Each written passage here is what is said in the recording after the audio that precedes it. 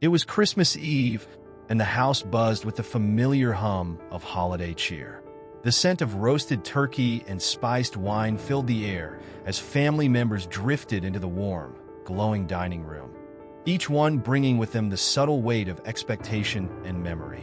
For many, this was a night of celebration, a time to gather with loved ones and indulge in the comfort of tradition. But there was an undercurrent to the evening, an unspoken tension that lingered just beneath the surface, barely noticeable to the untrained eye.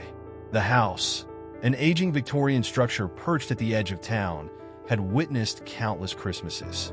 The worn wood floors creaked as people moved about, and the fireplace crackled merrily, its flames dancing as if to mask the shadows that seemed to stretch just a little too far across the walls.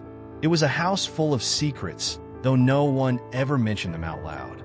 Instead, everyone pretended that nothing was out of the ordinary, that the weight of history hadn't seeped into the very foundations of the home. The dining table was set meticulously, fine china, crystal glasses, and a centerpiece of fresh holly and evergreen. The elderly patriarch, Samuel, sat at the head of the table, his frail hands resting on the surface as if willing the night to unfold smoothly.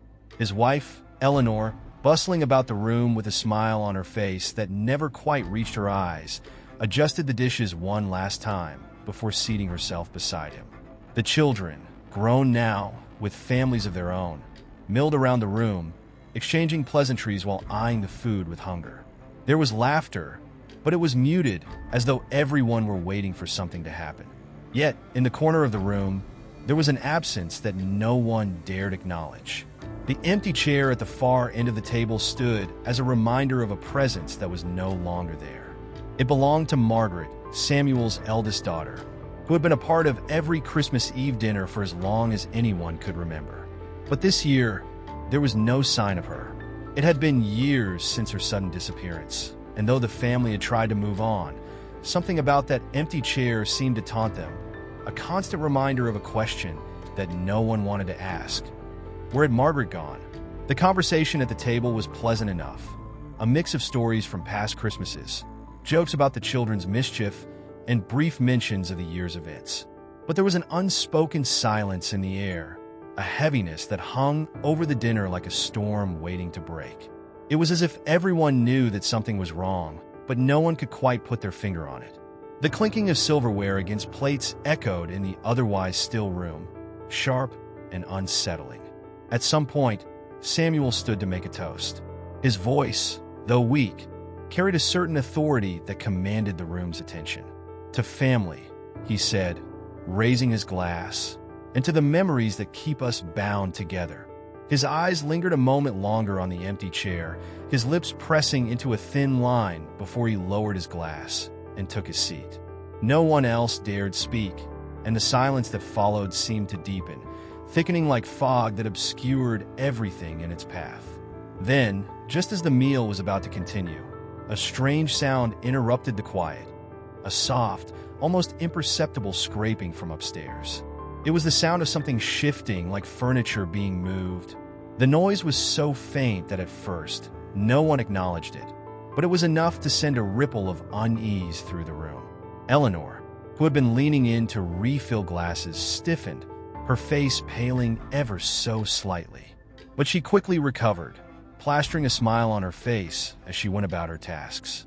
It wasn't long before the family resumed their dinner, but something had changed. The chatter, once easy and warm, now seemed forced. The joy of the holiday, which had initially filled the air, was now muted, as though the very act of celebrating had become a performance. No one spoke of Margaret. No one spoke of the strange noise from upstairs. And yet, every time someone glanced toward the empty chair, the weight of its presence felt unbearable. As the evening wore on, the wind outside began to howl, rattling the windows and causing the flames in the fireplace to flicker. The air grew colder despite the warmth inside, and still, the silence continued to settle over the gathering like a heavy blanket. The family ate and drank, laughed and chatted, but it was all done mechanically, as if everyone were playing a part in some grand, unspoken ritual. The hours passed, and with each passing minute, the house seemed to grow more oppressive, more suffocating. It was perhaps in that moment that the first true hint of dread began to creep in. So subtly, so quietly, that no one could recognize it until it had already taken root. The night was supposed to be one of joy and reunion. But there, in the flickering candlelight, a seed of unease had been planted, one that would grow, unchecked and insidious, as the night wore on. The silent feast was only the beginning. The house, the family, and the memories of those gathered together that night held something darker, something that had been waiting for years, lying dormant, only now beginning to stir once more. The silence of the night lingered long after dinner, its weight bearing down on the family with a discomfort none of them could fully articulate. The clock ticked louder than usual, its hands moving at an agonizingly slow pace. No one was ready to leave the table, but neither did anyone seem eager to engage in any further conversation. The night felt strained, almost as if something were being held back, something that everyone knew was wrong, but none dared speak of. It was in these moments of hesitation that the missing guest began to feel more than just absent. Margaret's absence had always hung over Christmas Eve like an unspoken shadow, but tonight, it had become a presence in itself. Margaret had been the eldest of the children, a figure of strength and promise in the family. Her sudden disappearance years ago had shaken everyone to their core, and the strange thing was, no one ever seemed to ask the questions that needed to be asked. Perhaps it was grief that silenced them, or perhaps it was the fear of what they might uncover. Samuel had always avoided speaking of her, and Eleanor, ever the dutiful wife, followed suit. The rest of the family, too, had taken to avoiding the subject. But there was no ignoring the fact that the empty chair at the table, a seat that no one would ever dare fill, was a testament to her disappearance, one that no one had dared to confront directly. And yet, tonight, as the hours stretched on, the absence of Margaret seemed to seep into everything. The guests began to slowly retire from the table, one by one. Some moved to the living room to sit by the fire, while others found themselves lost in thought, their gazes drifting aimlessly toward the dark corners of the house. Eleanor busied herself with cleaning the dishes, her movements mechanical, her face still carrying that thin, brittle smile that did little to mask the tension in her eyes. Samuel remained at the head of the table, his gaze fixed on the empty chair, his hands clasped together as though in quiet prayer. For a moment, it seemed as if the evening might slip into a restless, uncomfortable peace. But then, just as the last of the dinner guests made their way toward the living room, the scraping sound from upstairs came again, this time louder, more distinct. It was unmistakable, a heavy dragging noise, as if something, or someone, was slowly moving across the floor above them. It was a sound that was both oddly familiar and deeply unsettling. Samuel's eyes snapped up, his breath catching in his throat. Eleanor froze mid-step, the dish she was holding trembling in her hand. The others in the room, too, paused, their faces betraying a flicker of unease that quickly passed as they exchanged glances. At first, no one dared to acknowledge the noise, as if by pretending it didn't exist, they could somehow deny its significance. But it was impossible to ignore. The noise wasn't the sound of the house settling or the wind shaking the windows. This was something deliberate, something heavy. The guests, sensing that something was amiss, slowly began to gather near the door, peering out into the dark hallway. Their voices dropped to whispers, their eyes darting from one another to the staircase at the end of the corridor. "Maybe it's just the wind," one of the younger relatives suggested, his voice shaky, but too loud in the otherwise quiet house. Samuel shook his head, his wrinkled brow furrowing with a mix of confusion and concern. "No," he said, his voice quiet but firm, "it's something else." Eleanor, her face now pale, walked toward the staircase with hesitant steps, as though drawn to the noise. She stopped at the foot of the stairs, her back stiff and her hands trembling. "There's nothing up there," she said, more to herself than anyone else. She turned, as though expecting the words to reassure her. But they didn't. She swallowed hard and began to retreat, but not before she looked over her shoulder one last time. The sound had stopped, but the unease in the air lingered like smoke after a fire. The rest of the family remained rooted in place, unsure of what to do next. There was an unspoken agreement that no one was going to climb those stairs. Not yet. What had been heard was not a simple noise. It was an invitation to something dark, something best left unexplored. Samuel stood slowly, his frail body leaning heavily on the table as if to steady himself. But there was a glint in his eyes, a quiet resolve that had been missing earlier. The moment had passed, but the sense of foreboding remained. As the night dragged on, the family retreated to their respective rooms, the noise from above forgotten, at least for the time being. But even in their separate corners of the house, no one could shake the nagging feeling that something was wrong. The air felt thick, as if charged with some unseen force. Samuel sat alone by the dying embers of the fire, his mind racing through memories of Margaret, of her laughter, of her sudden departure. Had she known something was coming? Had she left for a reason? It wasn't until the house had fallen quiet, the only sound the occasional creak of wood or the rustling of wind against the windows, that Samuel dared ask the question out loud. What happened to Margaret? His voice was barely above a whisper, but the words hung in the air unanswered. Outside, the wind howled louder than before, as though the house itself were trying to answer. The following morning brought with it a biting chill that seemed to permeate every corner of the house, though the sun had risen with its usual winter brilliance. The family had gathered again, this time for breakfast, but the mood was markedly different from the previous evening. The oddness that had lingered like a shadow during the Christmas Eve dinner had now morphed into something tangible, something unsettling. The absence of Margaret still loomed large, but it wasn't just her absence that hung in the air. It was the lingering feeling that something about the house, about this particular Christmas, was deeply wrong. As they sat around the long kitchen table, the usual banter between relatives felt forced, almost rehearsed. Eleanor moved about the room with a practiced grace, but even she couldn't hide the tension in her movements.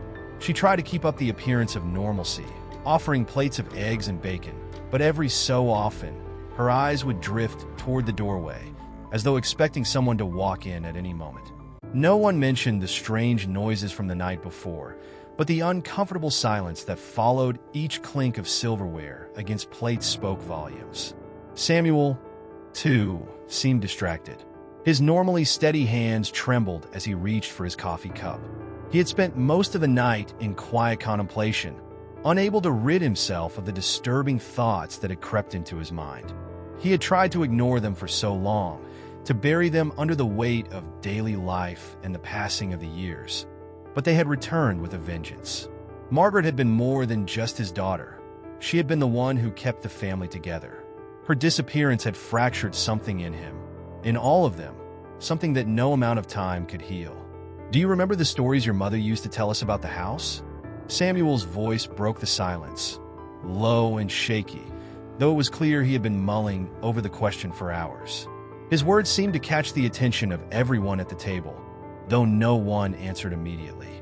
It was as if each person was waiting for someone else to speak, as though they all knew what was coming but were hesitant to address it directly. Eleanor paused in the middle of serving breakfast, her eyes narrowing slightly. "Not this again," she muttered under her breath, but her words were drowned out by the collective hush that fell over the room. The rest of the family, those who had lived through it, knew exactly what he was referring to. The old stories, the ones that no one had dared speak of for years. Tales of things that went bump in the night, of shadows that moved on their own, of whispers that filled the empty rooms. The stories had been passed down for generations, but somewhere along the line, they had been dismissed as nothing more than superstition.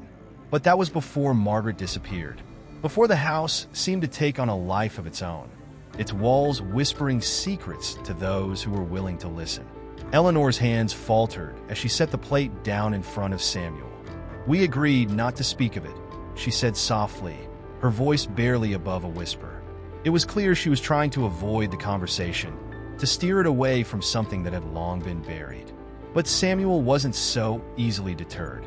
His eyes, though clouded with age, were sharp and intense as he looked at her, his expression filled with a determination that had not been there the night before. "I think it's time we talked about it," Samuel insisted. "There are things that need to be said, things we've been ignoring for too long." The room was heavy with the weight of his words. No one moved. No one spoke. It was as though the house itself had become a witness to the conversation, its very foundations groaning under the strain of a history long left unexplored. Finally, it was Rachel, one of Samuel's younger sisters, who broke the silence. "What do you mean, Samuel? What exactly are you asking us to believe? That these stories, these old wives' tales, are real?" Samuel's gaze darkened, his eyes narrowing as he took a slow breath. "Maybe," he said, "maybe we've been too quick to dismiss them. Maybe we've ignored things that have been right in front of us all these years." Rachel opened her mouth to respond, but before she could speak, a loud bang echoed from upstairs, followed by the unmistakable sound of something heavy dragging across the floor. The family froze, all eyes turning toward the ceiling as the sound reverberated through the house. It was the same noise from the night before, only louder this time, more urgent. A chill spread through the room, and for a moment, no one moved. No one even breathed. Finally, Samuel stood up, his chair scraping loudly against the wooden floor. "That's it," he muttered, his voice steady but filled with a quiet resolve. "I'm going upstairs." No one stopped him, though each family member exchanged uneasy glances. They all knew something was wrong. They all felt it, but the fear of what lay ahead, of what they might find, was almost too much to bear. As Samuel made his way toward the staircase, Eleanor's hand reached out, but she stopped herself before she could say anything. She knew, deep down, that this was something that had to be confronted. The truth, whatever it was, could no longer be ignored. Samuel ascended the stairs slowly, each step creaking under his weight. The house, despite its age, was usually solid, unmoving. But today, it felt as if the very walls were shifting, as if they were closing in on him. At the top of the stairs, he hesitated. The door to Margaret's old room loomed before him, dark and still, as if it had not been touched in years. He reached for the doorknob, but just as his fingers brushed against it, the door creaked open on its own. The sound was soft, almost too soft, like the house itself was inviting him inside. He stepped into the room, his breath catching in his throat as he surveyed the space. Everything was as it had been when Margaret had last left it, except for one thing. There, in the far corner of the room, was an old rocking chair. It rocked gently, back and forth, as though someone were sitting in it. But there was no one there. The house had spoken, and now it was waiting for them to listen. The moment Samuel stepped into the room, he was immediately struck by the eerie stillness that filled the air. The rocking chair continued its rhythmic motion, creaking with every slow swing. His heart raced as he looked around, his gaze falling on the familiar, yet unsettling, contents of Margaret's room. The faded wallpaper, the old dresser with its tarnished handles, and the unmade bed. Everything seemed exactly as it had been when Margaret had lived there. Yet, something felt undeniably off. It was as though the room was a relic, frozen in time, holding on to something far more sinister than mere nostalgia. The rocking chair, which had seemed like an innocent piece of furniture when it was first introduced to the house years ago, now took on a more foreboding presence. It rocked gently, almost too naturally, considering there was no breeze to cause it.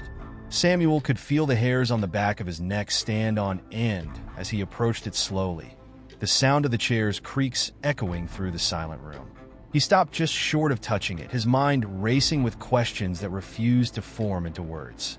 Was this some form of grief manifesting itself? Or was there something far darker at play here? He glanced around, taking in the details with new eyes. Eyes that were no longer just searching for the past, but looking for something hidden, something deliberately overlooked. The room, though well kept, had an unnatural feeling to it. There were no personal items strewn about, as one might expect in a teenager's space. No photographs, no keepsakes. Only a few faded books and some forgotten trinkets sat on the shelf, collecting dust. It was as if the space itself had been curated to remain untouched, preserved in a way that felt unnatural. It was the absence of life, of personal touches, that was most unsettling. Then, he noticed something he had missed the first time. The window. It had been slightly cracked open, just enough for the breeze to let in the faintest rustling sound. He walked over to it, the chill in the air becoming more pronounced as he reached for the sill. As his fingers brushed the edge, he felt an almost imperceptible resistance, as if something inside the window frame had been jammed for years. The sense of unease grew stronger, and without thinking, Samuel pulled the window open fully. The sound of the window creaking echoed through the room, and for a brief moment, he thought he saw something out of the corner of his eye. A shadow, tall, thin, almost indistinguishable from the surroundings, moved quickly across the opposite wall. His breath caught in his throat as he turned, only to find that the room was empty. There was nothing there. The silence returned. Only now it felt heavier, as though the room itself had taken a deep breath and was waiting for him to leave. Samuel stood frozen for a moment, struggling to make sense of what he had just experienced. Could it have been a trick of the light? His imagination playing tricks on him? Or was there something more? He looked back at the rocking chair, which had stopped moving altogether, as if waiting for him to take the next step. It was then that the door creaked open behind him. Eleanor stood in the doorway, her face pale, her eyes wide with apprehension. She didn't speak immediately, just stood there, her gaze flicking nervously toward the rocking chair before locking onto Samuel. "Samuel," she began, her voice shaky. "You shouldn't be here." His eyes narrowed, as though she had just confirmed some hidden fear he had been harboring. "Why?" he asked, his voice low. "What is it about this room? What are we hiding from?" Eleanor took a tentative step forward, her hand clutching the doorframe for support. "There are things here," she said quietly, her eyes shifting nervously toward the window. "Things we never understood, things that no one ever really tried to explain." Samuel looked at her sharply, his frustration mounting. "What things, Eleanor? Why has everyone been so silent about Margaret? What are we hiding?" Eleanor closed her eyes for a moment, as though trying to gather the strength to speak. When she opened them again, there was a flicker of something ancient, something painful, that passed across her face. She swallowed hard, then said, "There's a reason Margaret disappeared, and it's not something we can talk about openly." "Not yet." Samuel felt a shiver run down his spine. He knew there was more to this story than what they had been told. The family had always insisted Margaret had run away, but as the years had passed, the lack of answers had left a gap that no one dared to confront. Samuel had tried to fill that gap with logic, with the explanations that were offered to him. But now, standing in the room where Margaret had once lived, he felt a deep, unsettling sense that the answers were more horrifying than he could ever imagine. "Why didn't you tell me?" Samuel demanded, his voice rising in intensity. "Why didn't you tell me the truth?" Eleanor's gaze dropped to the floor, her shoulders slumping with the weight of something unsaid. "Because," she whispered, barely audible, "I don't think anyone who knows the truth will survive it." The room seemed to close in around him, and Samuel felt a coldness take root in his chest. The house, this house that had once been a place of comfort and warmth, had become a prison. It was as though the walls themselves were conspiring to keep them trapped in the past, to keep them from moving forward. And just as he thought he might collapse under the weight of this revelation, the ground beneath him seemed to tremble slightly. It was so faint at first, he wasn't sure if it was his imagination, but then the noise came again. Faint, like the distant rumble of thunder. And just like that, Samuel understood. The house was alive with something far older than they were. And it was waiting for the truth to come to light. As the days passed since that eerie encounter in Margaret's room, Samuel found himself unable to shake the image of Eleanor's words. "I don't think anyone who knows the truth will survive it." The statement haunted him, gnawing at the edges of his mind. Was this just a warning? Or was it a truth buried deep within the walls of the house? Something more dangerous than even he could comprehend? Eleanor had given him a glimpse into something far darker, but her reluctance to speak further only fueled his determination to uncover the truth. Something was lurking in this house, something beyond the ordinary. He had tried to move on, to focus on the holiday dinner preparations, but it was as if the house itself had a presence now, as if it were aware of his every move. The floors creaked under his weight. The wind howled through the cracks in the windows. And each night, he lay awake, listening to the faint whispers that seemed to come from nowhere. Samuel couldn't help but feel as though someone or something was always watching him. The Christmas Eve dinner was approaching, and the house was filled with the usual holiday bustle. Eleanor had gone silent after their conversation, retreating into her room with an expression Samuel could not decipher. The rest of the family went about their tasks, oblivious to the tension that hung in the air like an invisible shroud. It was as though they were all playing a part in a larger, unwritten script, one where silence was the greatest form of protection. As evening approached and the table was set with the familiar spread of Christmas food, Samuel couldn't help but notice how everyone was acting. His mother, usually chatty and animated during the holiday festivities, sat quietly at the head of the table, her eyes darting nervously around the room as though she were waiting for something. His father, too, seemed preoccupied, his brow furrowed, his movements stiff as he carved the turkey. The usual warmth of the family gathering was absent, replaced instead by a palpable unease that Samuel could not ignore. Dinner began, but the conversation was sparse, punctuated only by forced smiles and the clink of cutlery against plates. Samuel's thoughts kept drifting back to Margaret, her sudden disappearance, the strange happenings around the house, and now, the ominous feeling that had settled over them all. He glanced at Eleanor, sitting across from him, her eyes cast downward, her hands tightly gripping the edge of her plate. She was hiding something, and Samuel couldn't shake the sense that it was something he needed to know before it was too late. The silence at the table stretched on, broken only by the occasional cough or clearing of a throat. It was during one of these moments that Samuel noticed something strange. A shadow passed across the wall behind his mother, stretching unnaturally long, as though it were coming from something or someone unseen. His heart skipped a beat. For a moment, the room felt colder, the air thicker, as if the house itself were exhaling a breath it had been holding for far too long. Suddenly, there was a loud crash from the other room, followed by the unmistakable sound of something heavy hitting the floor. The family jumped, startled by the noise, and Samuel felt the hairs on his neck rise. Without thinking, he stood up from the table, his chair scraping against the floor in a harsh, jarring sound. He moved toward the source of the noise, his pulse quickening with every step. As he reached the living room, Samuel stopped dead in his tracks. The rocking chair that had been in Margaret's room, the same one that had been gently rocking days earlier, was now sitting in the center of the living room, unmoving, its back facing the door. The room was dark, the only light coming from the faint glow of the Christmas tree in the corner. For a brief moment, Samuel thought he saw something shift in the shadows, something large and formless, lingering just out of reach. "Samuel," a voice whispered from behind him, and he spun around to find Eleanor standing at the doorway, her face pale and tight with fear. "You shouldn't have come in here," but it was too late. As if on cue, the chair began to rock again, slowly at first, but with increasing speed.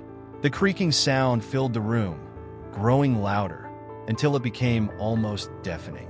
And then, from the corner of the room, Samuel saw it. A figure, a shadow, loomed in the darkness, barely distinguishable from the surrounding blackness. It was tall, its form twisted and elongated, and for a moment, Samuel's heart froze in his chest. The figure moved forward, its presence an oppressive weight in the room. Samuel's breath caught as it seemed to glide effortlessly across the floor, its eyes glowing faintly in the dim light. Eleanor stepped back, her voice breaking as she whispered again, "I told you, no one should know the truth."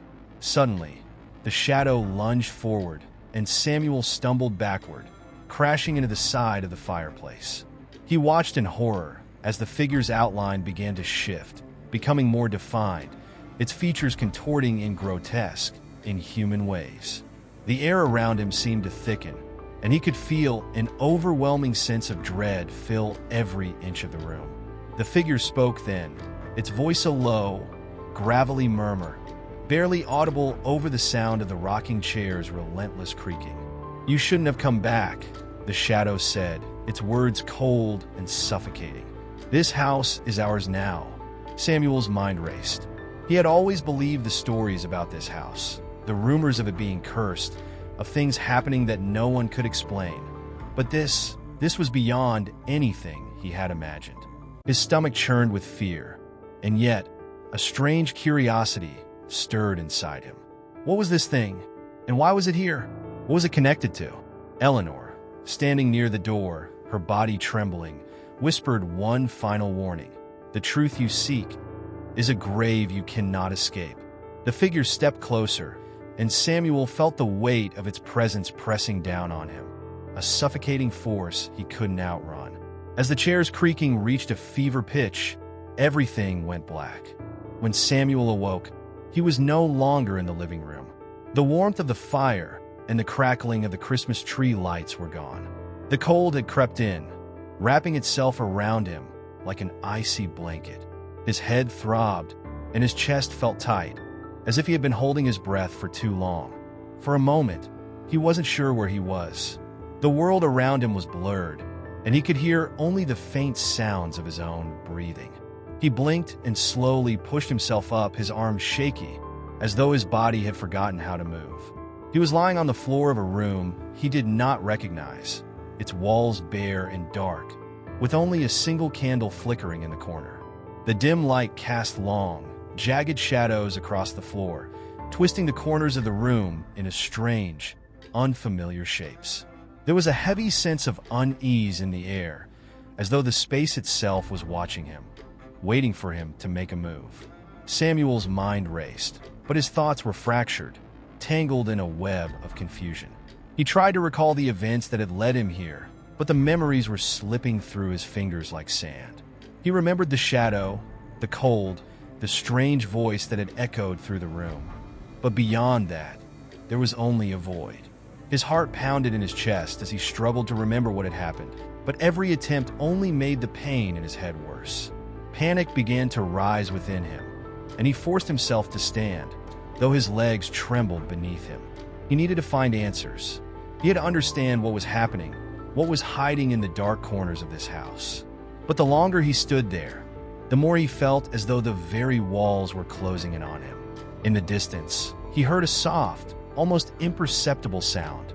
It was a whisper, a voice carried by the wind, but it was too faint to make out. Samuel's instincts told him to ignore it, to leave this room and find a way out of the house. But he couldn't shake the feeling that the voice was calling to him. He felt drawn to it, as though it held the key to everything that had been happening. He moved cautiously toward the source of the sound, his footsteps muffled against the worn wooden floor. Each step felt like an eternity, the air thick with the weight of his uncertainty. As he approached the door, a sense of dread washed over him. The voice was louder now, clearer, but it still held an unsettling quality, like a distant memory that he couldn't quite place. Samuel reached for the doorknob, his fingers trembling as they brushed against the cold metal. Before he could turn it, the door creaked open on its own, revealing a narrow hallway shrouded in darkness. The voice was no longer faint. It was almost tangible now, a low hum that vibrated in his chest. Samuel stepped into the hallway, his breath catching in his throat. As he walked, the shadows seemed to shift, moving in ways that defied logic. The walls stretched and contracted, the very house alive with an energy that Samuel couldn't comprehend. It felt as though the building itself was breathing, pulsing with an ancient, unsettling rhythm. He could hear the faint whispers now, louder and more insistent. They weren't words, at least not in any language he could understand, but there was something undeniably familiar about them. It was as if they were calling to him, trying to draw him deeper into the heart of the house. He paused, his back pressed against the wall, the silence in the hall now suffocating.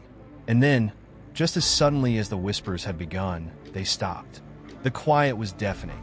The oppressive feeling of being watched lingered, but the sense of movement, of something lurking just out of sight, had gone. For a brief moment, Samuel thought he had imagined it all, that the shadows and whispers were just a figment of his imagination. But then, from somewhere deeper in the house, he heard it again, the unmistakable sound of footsteps. These were not the heavy, measured steps of his father or anyone else in the house. These were lighter, quicker steps, like someone or something was pacing back and forth, waiting. Samuel's heart skipped a beat as he strained to listen. The footsteps were getting closer, drawing nearer with every passing second. There was no way to run, no way to escape. He could only stand there, frozen in place, as the footsteps grew louder. Then, without warning, a figure appeared in the darkness. It was small, barely more than a shadow against the backdrop of the hallway, but Samuel could make out the outline of a woman's figure. Her face was obscured, hidden in the shadows, but the faint outline of her silhouette was unmistakable. Samuel's breath caught in his throat as he tried to focus, but the figure was already gone. In an instant, the hallway was empty again, the footsteps now silent. His pulse raced. It had been her, the woman who had disappeared all those years ago. Margaret, the one whose death had been shrouded in mystery. The one who had once lived in this house, whose presence had lingered long after her passing. Samuel knew it in his bones. He had to find her, or whatever remained of her. Only then would he understand what had happened, what had been buried here all these years. Only then could he break the cycle that had trapped them all in this never-ending nightmare. But there was one thing Samuel was certain of now. The house was not just haunted by ghosts. It was alive with something far more dangerous, something that had been waiting for him. Waiting for someone who was foolish enough to uncover the truth. The air in the house felt heavier with each passing moment. Samuel, standing in the pitch-black hallway, felt as though the walls themselves were closing in around him. He knew, deep down, that what had once seemed like a bizarre series of events was now something far more sinister. This wasn't just about a family gathering gone wrong, or a series of strange coincidences. This was something far older, deeper, and darker. He could sense it in his bones. There was a malevolent force in this house, one that had been waiting, patient and relentless, to reveal itself. And it was not content to merely linger in the shadows. As the quiet of the hallway stretched on, Samuel felt the oppressive weight of the darkness around him, as though the air itself had thickened, becoming something almost tangible. He had never been one to believe in supernatural occurrences, not until this moment. But now, there was no denying that something in this house was not right. The shadows had a life of their own, shifting in ways that defied logic. The whispers, which had been so distant just moments before, seemed to have returned, echoing in the very walls. They felt like a memory, an ancient, aching memory that pulled at something deep within him. A memory he didn't know he had. He couldn't explain it, but it was as if the house itself had a soul, an entity that was somehow linked to the family, to the gathering, to the very reason they had all come together that night. The whispers grew louder, clearer now, and Samuel instinctively backed away, his heart hammering in his chest. They weren't just voices in the wind, or figments of his imagination. They were words. A message, perhaps, something trying to break through the fog of his confusion. But what was it saying? He strained his ears, trying to catch the elusive words, but they were always just out of reach. Suddenly, the floor beneath him creaked. It wasn't the usual groan of an old house settling. It was something more deliberate, more purposeful. It felt like a warning. As he looked down, his foot brushed against something cold and metallic. He knelt to inspect it, his fingers trembling as they made contact with an old brass key. The key felt oddly familiar, as though it belonged to something that had been lost long ago. Samuel turned it over in his hand, his thoughts racing. Where had this key come from? What was it unlocking? As if in response to his question, a soft clicking sound echoed from the direction of the room he had just come from. The room with the single candle flickering.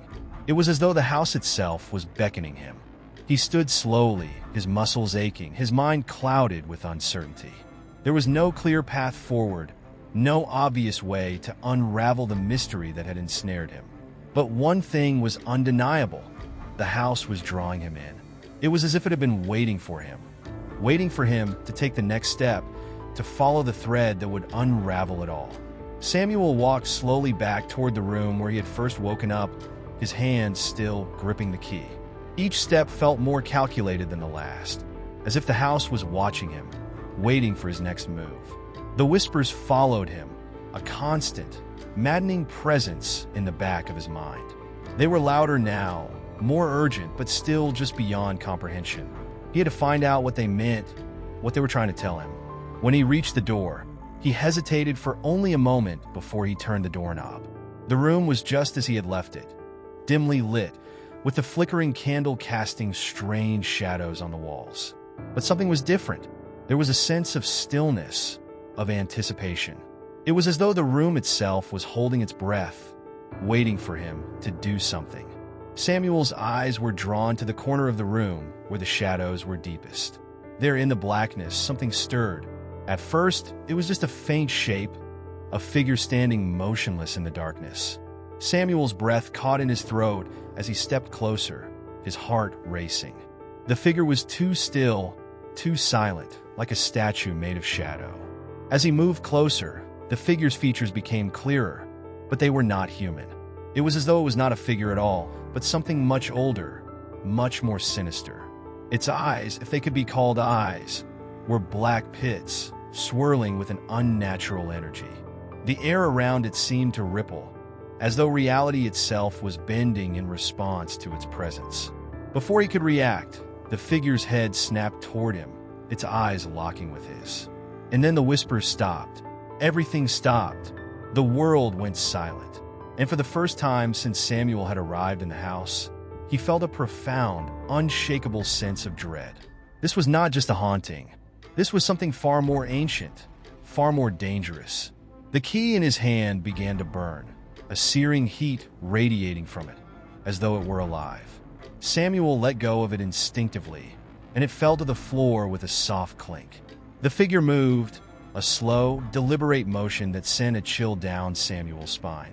As it stepped closer, its presence seemed to grow heavier, the air thickening with each movement. And then, as if some invisible barrier had been lifted, the whispers returned, louder, more insistent, now woven with urgency. Samuel's body went numb with fear.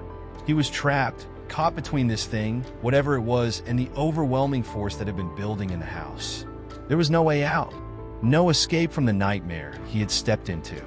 And for the first time, Samuel understood what had been waiting for him. This was no ordinary haunting. This was an ancient force, a presence that had been watching, waiting for someone to come and finish what had been started. The figure stepped forward, its shadow enveloping Samuel completely. And in that moment, the truth was clear. The house was not just haunted by the past. It was alive, feeding on the fear of those who dared to enter it. Samuel had unwittingly become part of a much larger, much darker story. The game had changed. Samuel's mind raced as the figure in the corner of the room grew closer, its presence now unmistakably suffocating. His body was frozen, not by fear alone, but by the overwhelming sense that the world around him was no longer in his control. The house, once a place of comforting familiarity, had become a twisted labyrinth of shifting realities. Every detail in the room seemed to distort under the weight of the figure's gaze. Furniture, shadows, even the flickering candlelight seemed to bend to its will. It wasn't just the house that was alive now, it was the very space within it. Samuel felt as though the walls themselves were closing in, wrapping him in a web of unseen threads, pulling tighter with each breath he took. He wanted to run, to escape, but every movement felt like an effort of will beyond his capacity. It was as if something invisible had taken root in his chest, holding him still, forcing him to watch as the figure stepped closer, its unnerving eyes locked on him. The air seemed to hum with a strange, otherworldly energy. It felt electric, yet profoundly unsettling, as though reality itself were vibrating on the brink of tearing apart. For a moment, Samuel's gaze flickered to the key on the floor. The brass key, now dark and tarnished, seemed almost to pulse, a subtle, rhythmic beat emanating from it. He hadn't heard it fall, but in that moment, he realized that it hadn't simply been an object lost to the floor. It had been a signal, an invitation perhaps to something darker. The realization hit him like a wave. The key wasn't just a tool for unlocking a door. It was a part of a much larger puzzle, a puzzle that he unknowingly had been drawn into. The figure's movement halted for a brief second, and Samuel took that fleeting moment to study it more closely. It wasn't merely a shadow, as he had first thought, nor was it a ghost, bound by the laws of the physical world. The figure seemed to exist in a space between spaces, neither fully real nor completely imagined. It was as if the house had given birth to it, a manifestation of all the darkness and fear that had accumulated within these walls over decades, or even centuries. It was a product of the house's own malevolent intent.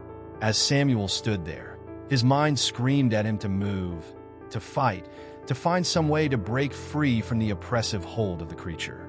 But his limbs refused to obey. He realized in that instant that this figure, this thing, was not just an external force. It was a reflection of something far deeper. It was a manifestation of the hidden fears that had haunted him throughout his life, the buried regrets and unresolved anger that had remained dormant, waiting for a moment like this to surface.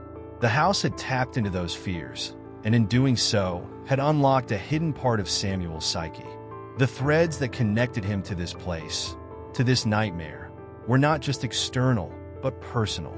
The figure, sensing the shift in Samuel's awareness, tilted its head, as if studying him in a way that transcended simple observation. There was an intelligence to its movements, a knowing that sent a chill down his spine.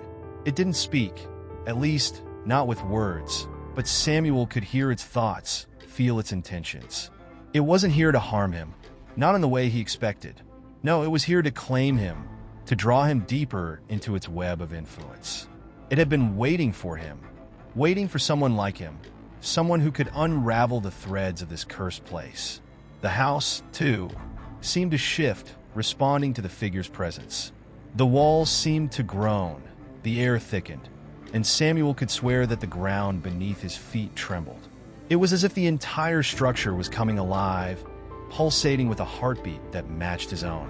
He felt it deep in his chest, a rhythm that mirrored his own increasing panic. He had to break free. He had to understand what was happening before it was too late. But how could he fight something like this? How could he escape a force that was so deeply woven into the very fabric of his being? Every attempt to move felt like an exercise in futility, as if he were swimming against an unforgiving tide. The figure began to move again, its body flickering like a flame, its features becoming sharper, more defined. It was as if the more he tried to comprehend it, the more it morphed, shifting to fit his fears. Samuel's thoughts were a whirlwind of confusion, but one thing was becoming clear. There was no simple escape. He wasn't going to walk out of this house untouched. Whether it was the house itself or the figure within it, something had already begun to claim him. His only choice was to confront it, to understand it. He couldn't run from what was happening. Not anymore. If there was a way out, he had to find it within himself. The figure stopped just in front of him, its dark eyes now filled with something that could only be described as hunger. It wasn't a physical hunger, but a hunger for his very essence. Samuel understood, in that brief moment of clarity, that the house fed on the fear of those trapped within it. And now, it was feeding on his fear, drawing him deeper into its maze. But the more it fed, the stronger it became. He had unwittingly stepped into a cycle, a never-ending loop that fed on his own terror. The whispers returned, louder than ever. They weren't just voices anymore. They were memories, his memories buried and forgotten. His childhood, his family, the moments of happiness and sorrow he had tried to lock away, they all came rushing back to him. And as they did, something changed. A thread in the web of darkness began to fray, slowly unraveling. Samuel wasn't just a victim in this twisted game. He was a part of it. This house, this figure, these forces, they had always been with him. He had carried them inside him all along. In that instant, Samuel realized the truth. The house wasn't just drawing on his fear. It was using him, twisting his own past into a weapon. The threads had always been there, woven through his life, connecting him to this place. And now, there was no going back. He had become part of the house's dark legacy. Samuel felt an overwhelming pressure, as if the walls of the house were closing in on him. inch by inch. He could hear the slow creaking of the floorboards beneath his feet, the faint whisper of voices seeping through the air, pulling at the edges of his sanity. Every breath he took felt more labored, more constricted, as though the very atmosphere of the house was deliberately sucking the life out of him. It was not merely the oppressive feeling of dread that held him in place. It was a deeper, more insidious force. The house had become a living entity, and Samuel was its prey. He tried to move, to break free from the suffocating grip of the house, but his body refused to obey. It was as if invisible strings were attached to his limbs, tugging at him, forcing him to remain rooted to the spot. The figure, the thing in the corner, was no longer merely an observer. It was actively influencing him, twisting his mind, nudging him toward the inevitable. It knew him, knew his fears, his weaknesses, and it had the power to manipulate them, to make him relive the darkest moments of his life. For a brief, fleeting moment, Samuel thought about the key, the brass key that had fallen from his grasp earlier. He could almost hear it in his mind, pulsing with a strange, rhythmic energy. It wasn't just an object. It was a symbol, a key to a door that had never been meant to open. The house had always been a trap, a carefully constructed labyrinth designed to entangle those who dared to enter. But the key, it represented something deeper, something he was only beginning to understand. It was not just a tool for unlocking a physical space, but for unlocking the hidden doors within himself. As his mind struggled to break free from the house's control, Samuel's thoughts shifted. The memories, the whispers were growing louder. Faces of people he hadn't thought about in years began to emerge in his mind. His mother, his father, his childhood friends. He saw their faces contorted in fear, their eyes wide with terror. They were all here, trapped within the house, just as he was. They had all come before him, lured by the same force, drawn into the same deadly game. And like him, they had been consumed by it, their spirits twisted into the very fabric of the house. The figure moved again, slowly, deliberately. It was now standing directly in front of Samuel, its eyes locked onto his.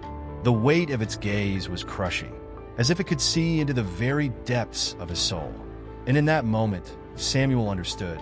The figure was not just a manifestation of the house's dark power. It was something more. It was a part of him, a physical embodiment of his deepest fears and regrets. It had been waiting for him, waiting to claim him, to drag him into the darkness that had always been lurking just beneath the surface of his consciousness. The air grew colder, and Samuel could see his breath now, white mist swirling in front of him. He shivered, not from the cold, but from the sheer malevolence that filled the room. The figure reached out, its long, bony fingers brushing against his skin. A wave of pain surged through him, sharp and overwhelming, as if the touch had sliced through the very fabric of his being. It was as though his soul had been exposed, vulnerable, and the figure was feeding on it, draining him piece by piece. His thoughts scattered like broken glass, shards of memories and emotions that no longer made sense. The house was no longer a house. It was a mirror, reflecting the darkest corners of his mind. The walls, the furniture, the very air, they were all part of him now. He could feel the connections between himself and the house tightening, pulling him deeper into its web. He was becoming part of it, and there was no escape. The more he struggled, the more he fed the entity that controlled the house. He tried to fight it, tried to push back against the suffocating pull, but the more he fought, the stronger the grip of the house became. The figure, still looming in front of him, began to speak, its voice not coming from its mouth, but from inside his own head. It whispered his name over and over again, each repetition like a hammer driving into his skull. "Samuel," it hissed, "Samuel, you belong to me. You always have." The words echoed in his mind, resonating deep within him. He realized then, with a sickening clarity, that the house wasn't just feeding on his fear. It was feeding on his very essence, his identity, his sense of self. The house was a parasite, and he was its host. The longer he stayed, the more he would lose himself, until there was nothing left. The trap was closing, and there was no way to escape. It wasn't just the house that was imprisoning him. It was his own mind, his own darkness. A sudden jolt of realization struck him like a lightning bolt. The key, the one that had fallen earlier, it wasn't just the house's trap. It was his chance for freedom. But how? How could a simple key unlock the door to his salvation? It seemed impossible.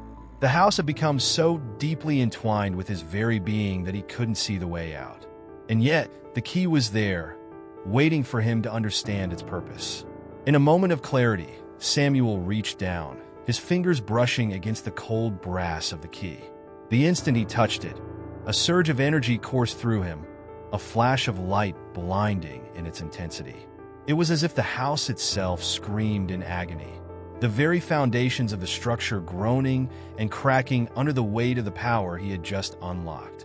The key was not just a symbol, it was the link between him and the house, the final piece of the puzzle that had eluded him. But what would happen next? What would the key truly unlock? Samuel's fingers gripped the brass key tightly, feeling the pulse of its energy reverberate through his body. He could hear the house groaning beneath him, as though it were alive, writhing in protest at the sudden surge of power. For a moment, it seemed as though everything would collapse, the walls shaking with an intensity that made his teeth rattle. But the world didn't fall apart, at least not yet. Instead, something shifted within him. It wasn't just the house that was changing, it was him.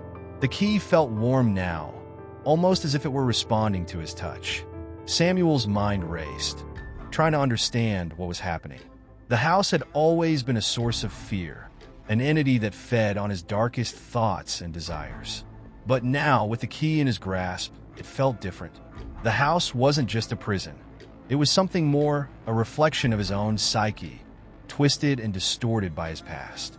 The very foundation of the house seemed to be tied to his own unresolved trauma, to the things he had buried deep within himself. The walls, the floors, the furniture, everything was an extension of his mind, a manifestation of the things he could never confront. And yet, there was a sense of clarity that had eluded him until now. He could see the connections, the threads that had tied him to the house, and in that moment, he understood what had been happening all along. The house was feeding on his fear, but it was also feeding on something more insidious, his guilt. Guilt for the things he had done, for the people he had wronged, for the moments he had let slip away. The house was not just trapping him, it was making him relive every mistake, every regret, until he was nothing but a hollow shell of a man.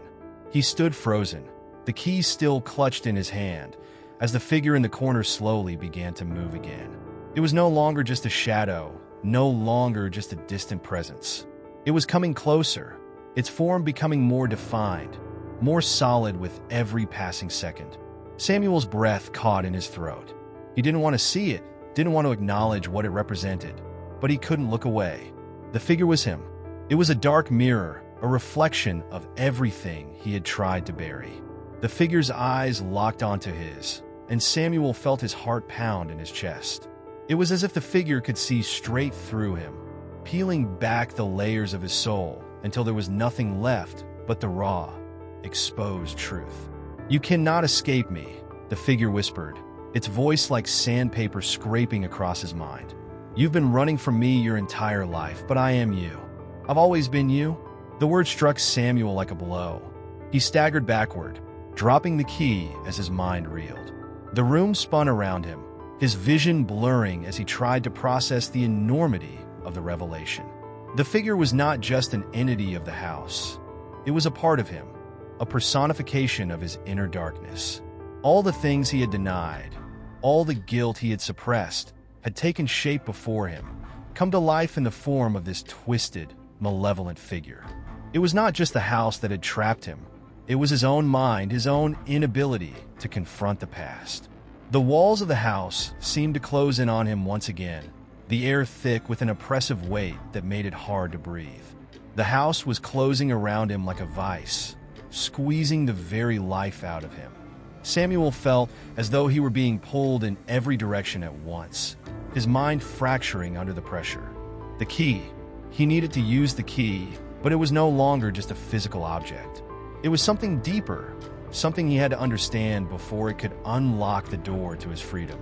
He glanced at the key on the floor, still lying just out of reach.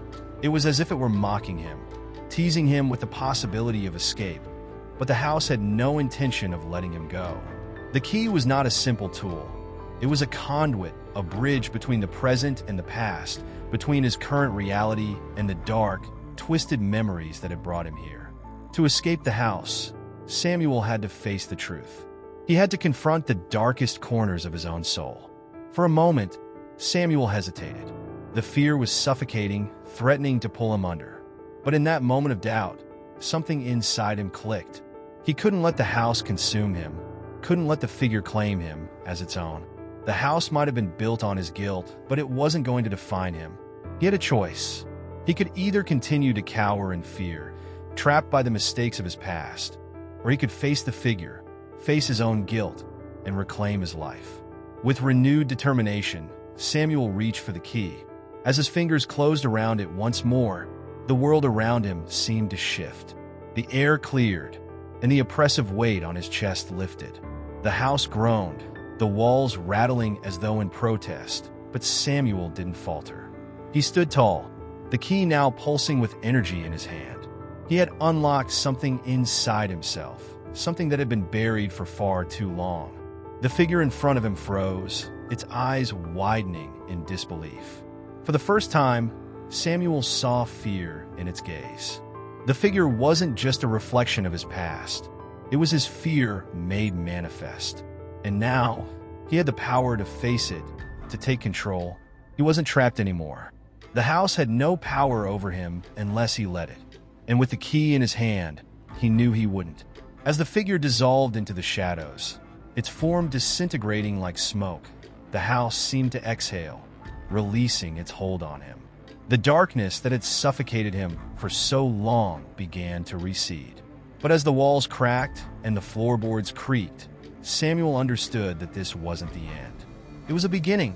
The house was still standing, still waiting, but now it had no power over him. The key had opened a door, but it was a door that led into his own mind, where he would have to continue facing the ghosts of his past. The real challenge had just begun. Samuel stood at the edge of the room, the key still gripped tightly in his hand. His mind, now partially freed from the weight of the house's influence, felt like it was clearing, though he knew he was far from being out of danger. The walls still groaned, the ceiling still creaked in protest, but there was a distinct shift in the atmosphere, an unsettling calm that he couldn't ignore. The house had relinquished some of its hold over him, but that didn't mean it had surrendered completely. It had retreated into the corners of his mind, and Samuel knew that to fully escape, he would need to confront the deeper, more intimate horrors that lay hidden beneath his conscious thoughts. As he took a step forward, the house seemed to rearrange itself. The furniture, once immovable, now shifted as if alive. The fireplace flickered with an eerie, unnatural light. The temperature in the room dropped, and Samuel shivered, his breath fogging in the air. The key in his hand pulsed again, as though it were reacting to the change, urging him to continue. But what was he walking into? What had he truly unlocked? He glanced toward the center of the room and saw it. A large, ornate mirror that hadn't been there before. It stood against the wall, framed in gold with intricate patterns that seemed to swirl and shift as though they had a life of their own. The mirror had no reflection. There was nothing but a void, black and empty. Samuel approached it, his steps slow and deliberate, his heartbeat quickening with every inch he closed between himself and the glass. As he reached out to touch the frame, the room shifted once more. The air thickened, and the low hum of the house's power reverberated through him.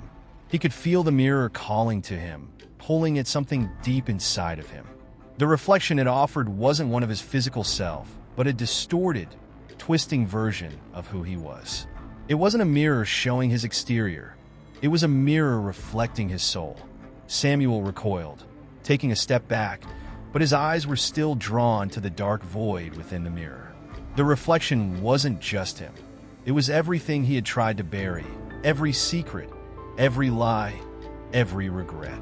The version of himself staring back at him was tainted with guilt, consumed by fear, trapped in the past. He saw himself as a child, running through a house much like this one, haunted by memories he had tried to forget. The distorted figure reached out, mimicking his own movements, but with an eerie, unnatural fluidity. For the first time in years, Samuel understood the true nature of the house. It wasn't just an architectural structure, it was a reflection of his psyche. Every crack in the wall, every creak in the floorboards, was a manifestation of his inner turmoil. The mirror wasn't just showing him what he feared, it was showing him what he had become. He was trapped in a loop, forever running from the consequences of his actions, from the people he had hurt, from the mistakes he had never taken responsibility for. The air grew heavier, and Samuel felt as though he were suffocating. He stumbled backward, his hand clutching his chest as his heart raced. His breath was shallow, his mind spiraling as he struggled to grasp what was happening. The mirror seemed to pull at him, urging him to look deeper, to understand that there was no escaping the past. The key in his hand grew cold, as if warning him. The house was giving him one last opportunity to face the truth, or to remain trapped forever. In that moment, a memory resurfaced, one that Samuel had long since buried. He saw his father's face, his stern, unyielding gaze, the disappointment in his eyes. He saw the moment he had turned his back on his family, choosing ambition over love, choosing success over connection. The betrayal had eaten at him for years, festering like an open wound, and the house had used that guilt to trap him. The reflection in the mirror shifted again, showing him the faces of those he had hurt, the friends he had abandoned, the promises he had broken. The house was no longer just a physical space. It was the embodiment of everything he had failed to confront. It was his guilt made tangible, and now it was demanding an answer. There was no escaping it. No matter how far he ran, the past would always follow him, always haunt him until he faced it. Samuel stepped toward the mirror once again, this time with purpose. He knew what he had to do. He couldn't keep running from the reflection of himself, from the person he had been. He had to confront his past, acknowledge the hurt he had caused, and make peace with the choices he had made. Only then would the house lose its power. Only then would the key be truly useful. As his hand reached out to touch the mirror, it began to crack. The glass split down the center, the reflection distorting, the darkness within it swirling like a storm. Samuel's heart pounded in his chest, but this time there was no fear. He was ready. The mirror shattered into 1,000 pieces, each fragment reflecting a different part of him, a different memory, a different truth. And as the glass fell to the floor, the house seemed to sigh, the tension in the air lifting. The key in his hand pulsed one last time, its warmth spreading through his body.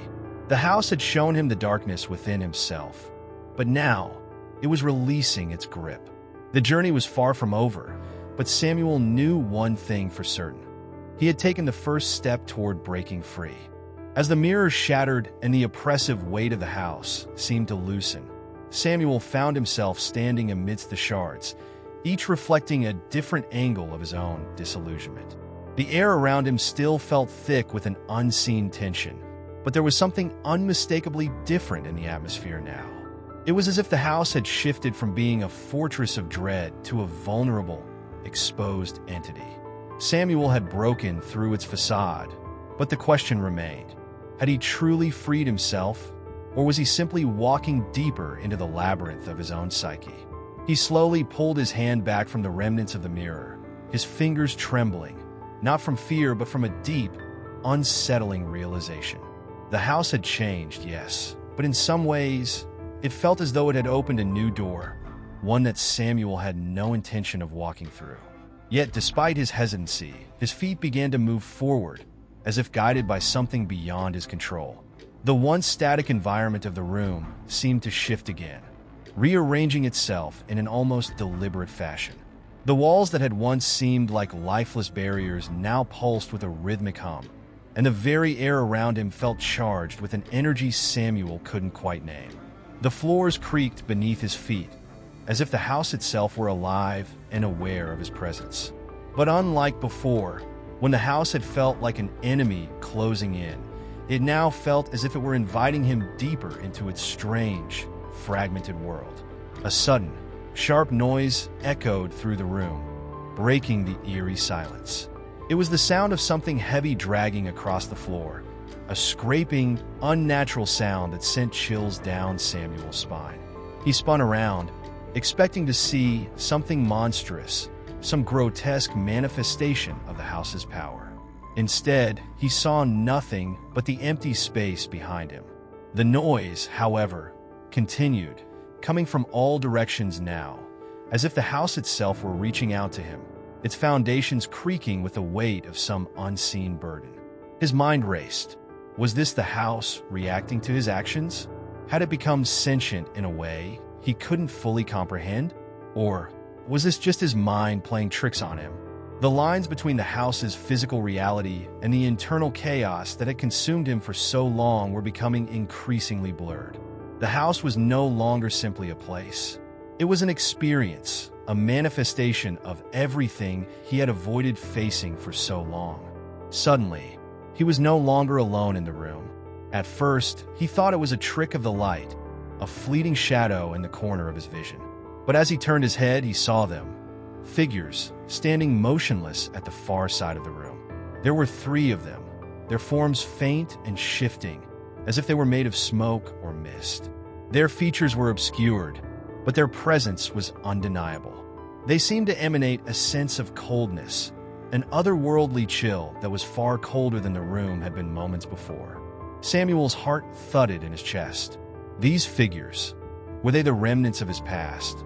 The ghosts of his guilt and regret? They didn't speak, didn't move. They merely watched him, their eyes following his every action.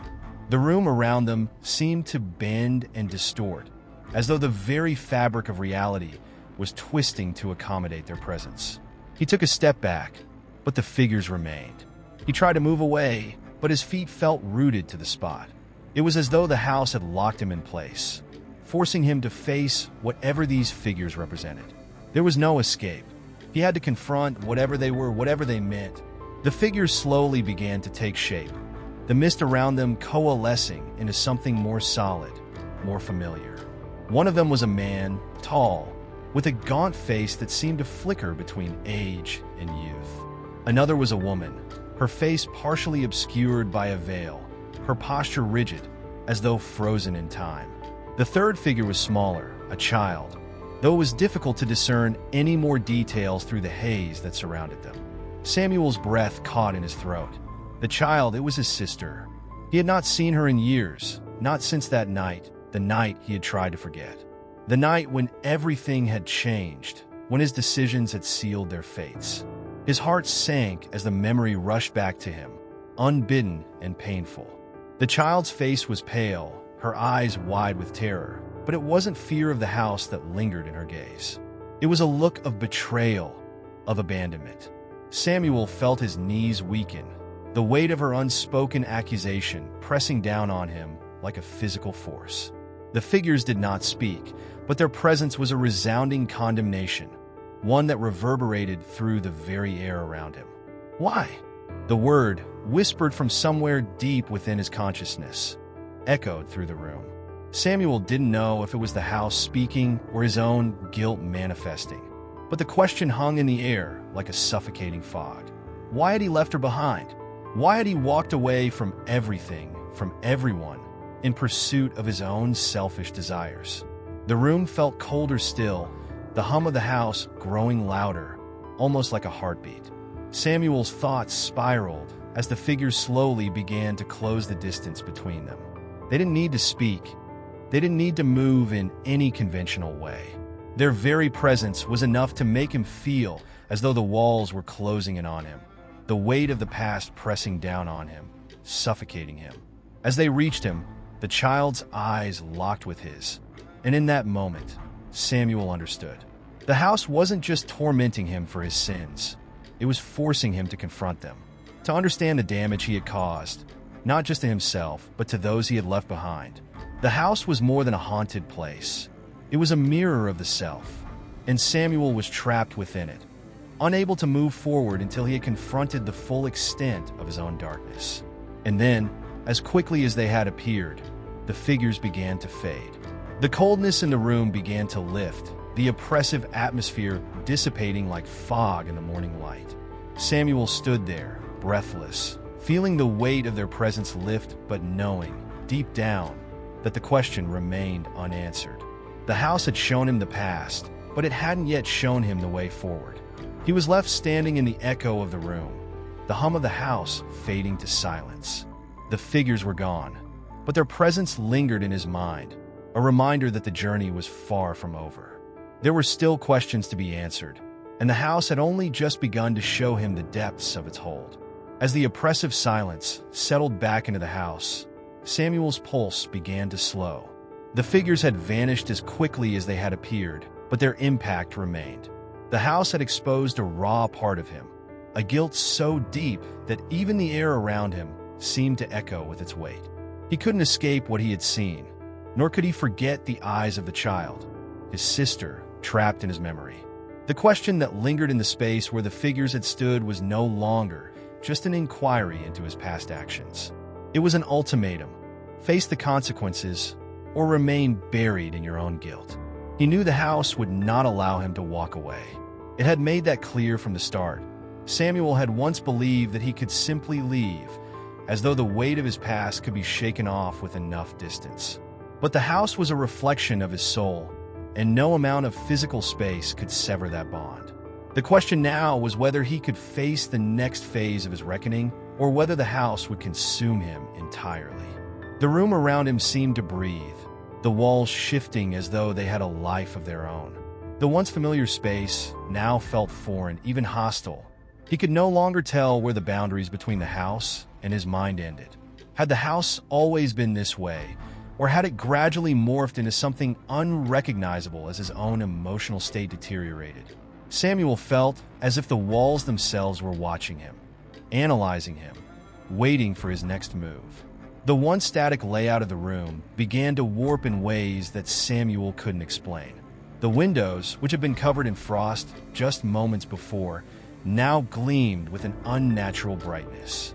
The air had grown inexplicably warmer, and the faint smell of pine and cinnamon that had once marked the Christmas season now seemed to suffocate the room with its overwhelming sweetness. The floorboards beneath his feet creaked as though they were shifting, realigning themselves into an unfamiliar pattern.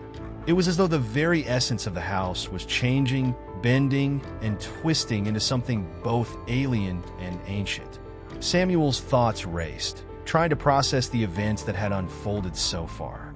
He thought back to the dinner they had all shared, the family members gathered around the table, the light-hearted conversation that had quickly spiraled into something darker. The tension in the air had been thick even before the first strange event occurred, and now it felt as though the house was playing some twisted game with him, manipulating time and space to create a sense of unreality. It was as if the house was feeding off his fear, drawing him into a deeper, more labyrinthine web. But it wasn't just the house that had shifted. Samuel felt it within himself as well. The guilt, the shame, the memories, everything had become more vivid, more real. It was as though each room, each hallway, and each shadow within the house was a mirror reflecting his deepest regrets. And as he moved through the space, he could feel those regrets pressing in on him, reminding him that there were things he had buried, things he had tried to forget. With a deep breath, Samuel forced himself to move forward. He couldn't stay in the same place forever. The house, despite its dark power, couldn't hold him indefinitely. He had to understand what it wanted from him, had to comprehend the nature of this twisted journey he had embarked on. Was it trying to punish him, or was it offering him a chance at redemption? The questions were endless, but there was one thing he was certain of. He couldn't keep running from the truth. Whatever lay ahead, he had to face it. As he walked through the now dilapidated hallway, each step seemed to echo in the stillness.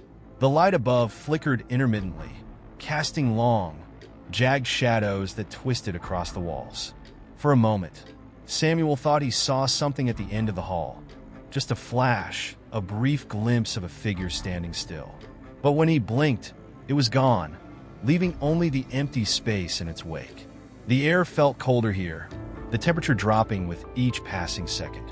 The hum of the house had returned, louder now, reverberating through the walls as if it were alive, and the sound made the hair on the back of Samuel's neck stand on end.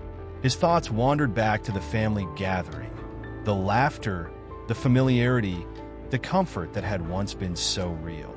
What had happened to that warmth? What had triggered the unraveling?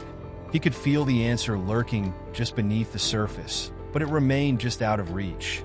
The house was pushing him further, demanding more. Every corner he turned seemed to bring him deeper into the labyrinth of his own psyche, further from the truth and closer to the madness that threatened to consume him.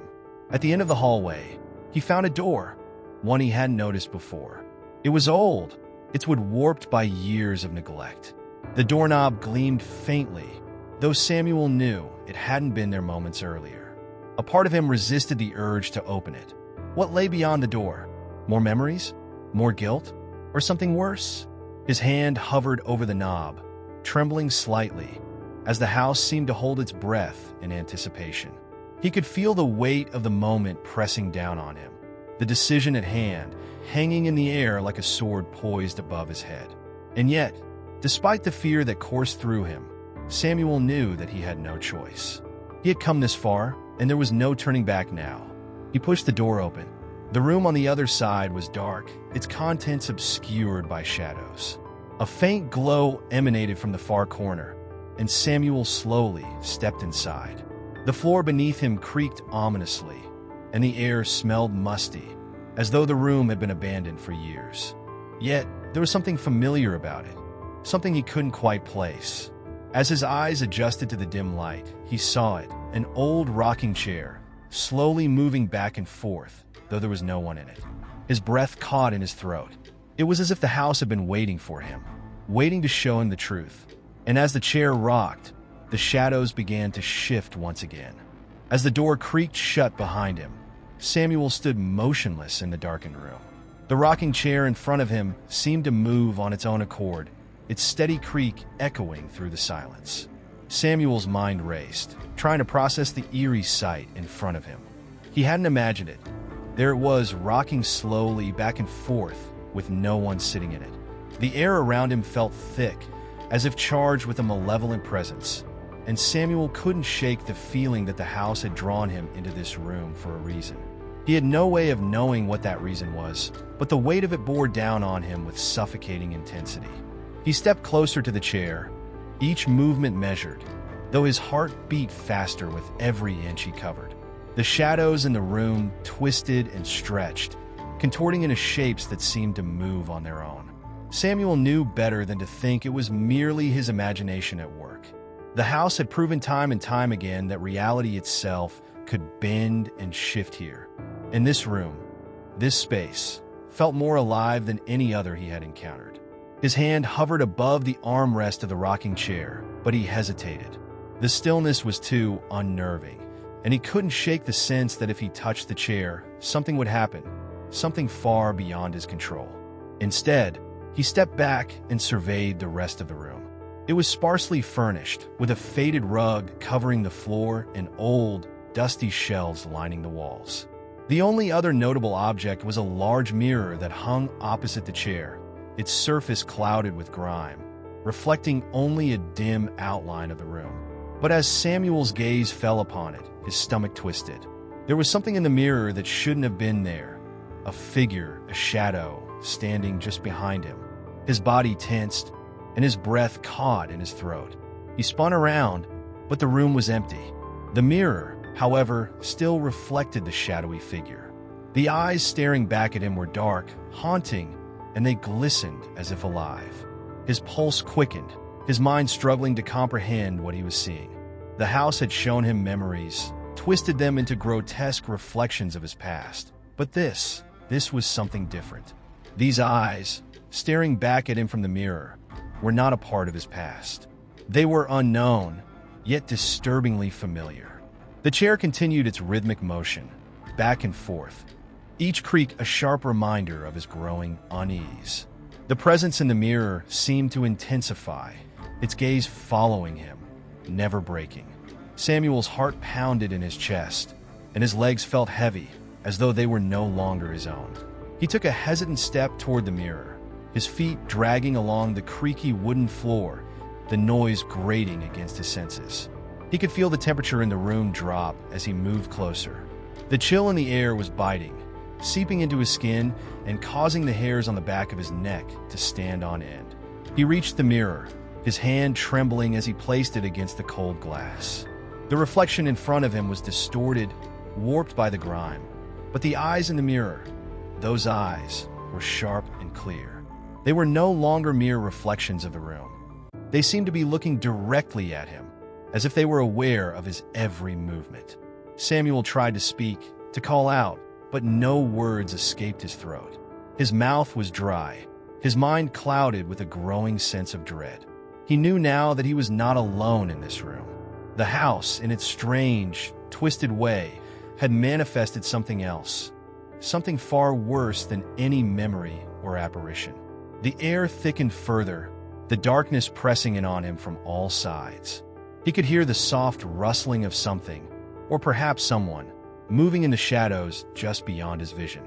The rocking chair, which had been still for a moment, began to move again, faster this time, as if propelled by an unseen force. The creaking grew louder, sharper, as the chair gained momentum, and with each swing, the temperature in the room seemed to drop even lower. Samuel's pulse raced, his thoughts scattered, as a sudden realization gripped him.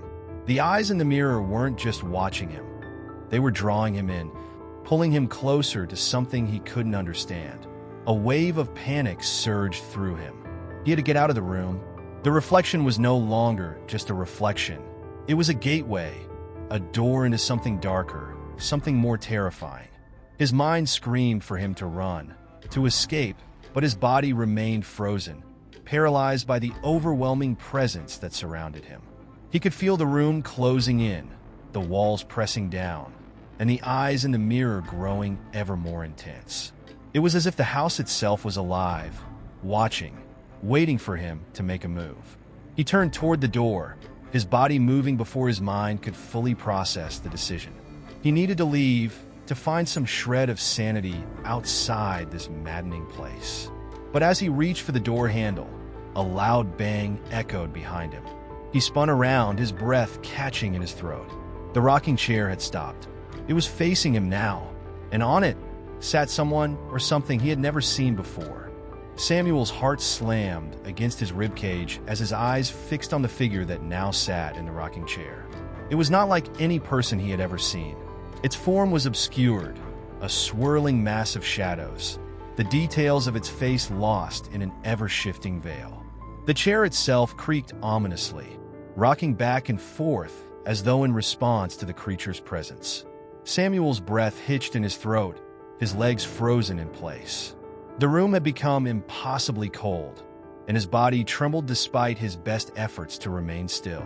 For a long moment, Samuel stood rooted to the spot, unable to look away from the being that sat before him. The figure was vaguely humanoid, yet there was something profoundly wrong about it. Its limbs were long and unnaturally thin, the edges of its form blurring in and out of existence, as if the very air around it was bending and warping. But it was its eyes, those eyes that held his gaze, dark pools that seemed to absorb the very light in the room. There was an unsettling calm in those eyes, as if they had seen centuries pass, as if they knew things about the world, about life, that Samuel could not possibly understand. The silence in the room grew oppressive, thick with an unspoken threat. Samuel wanted to scream, to run, but his body refused to obey. His mind was a whirlwind of questions and fears, and yet none of them seemed to matter. Nothing seemed to matter except the figure in the chair. The longer he stared at it, the more it felt like it was staring back into him, searching, dissecting, peeling away the layers of his thoughts and memories. It was as if this creature, whatever it was, had seen into his very soul. The rocking chair creaked again, louder this time, its movement becoming more pronounced. The figure's form shifted slightly, its limbs contorting unnaturally as if preparing to rise. Samuel's instinct screamed at him to move, to escape, but he stood motionless, mesmerized by the thing before him. He had to know what it wanted. He had to understand what this was. But as he took a step forward, the temperature in the room dropped even further, his breath coming out in sharp, visible bursts. The cold was unbearable, yet he couldn't pull himself away. He was trapped by his own curiosity and the pull of whatever strange force controlled this place. "Who are you?" Samuel finally managed to rasp, his voice barely a whisper in the oppressive silence. The words felt weak, pointless, but they were the only thing he could think to say.